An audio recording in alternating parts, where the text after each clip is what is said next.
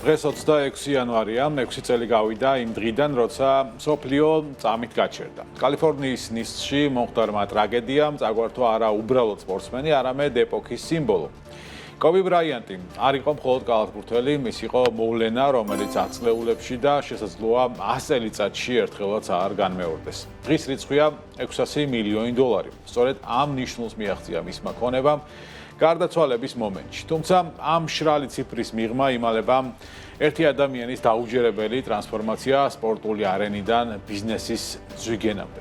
გახსოვთ 2013 წელი, როცა კობიმ აქილევსის მყესი გაიწყვიტა, ტკივილისგან სახეშეშლილი ფეხზე წამოდგა, 2 საჯარიმო ჩააგდო და მოედანი მხოლოდ ამის შემდეგ დატოვა. სწორედ ეს მამბა მენტალიტი წაიღო მან ბიზნესშიც. ბევრი ათლეტისგან განსხვავებით კობი არ ყოფილა პასიური ინვესტორი, მან არ იცოდა უბრალოდ ჩეკზე ხელის მოწერა. ცნობილი ფაქტია, კარიერა ისე დაასრულა, რომ ბიზნესის კეთება არც იცოდა. ამიტომ დაიწყო ცივი ზარები, ეგრეთ წოდებული. ის ურეკავდა Apple-ის მთავარ დიზაინერს ჯონი აივს, ურეკავდა ოპრა უინფრის, Nike-ის დირექტორებს და უსვამდა კითხვებს, როგორ შეექმნა პროდუქტი, რას ნიშნავს კარგი მენეჯმენტი. ისწავლობდა ბიზნესს ისე, როგორც ადრე მეტოქის დაცვას.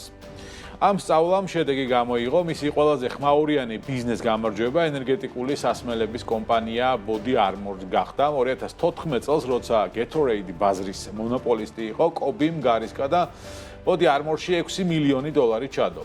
მაშინ ბევრს ეცინებოდა 7 წლის შემდეგ კი, როცა Coca-Cola კომპანია გამოისყიდა, ბრაიანტის ოჯახის წილმა $400 მილიონ გადააჭარბა. ეს არ იყო გამართლება, რა თქმა უნდა, ეს იყო ხედვა, რომელიც კობის ჰქონდა.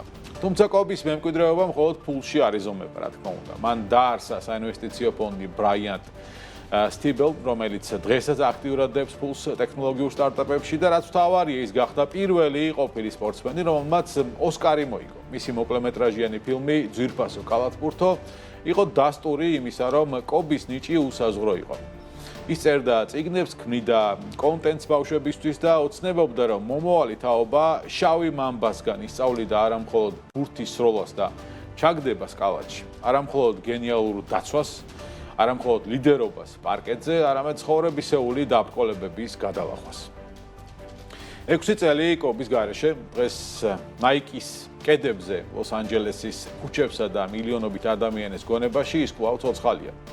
$600 მილიონი მხოლოდ რიცხვია.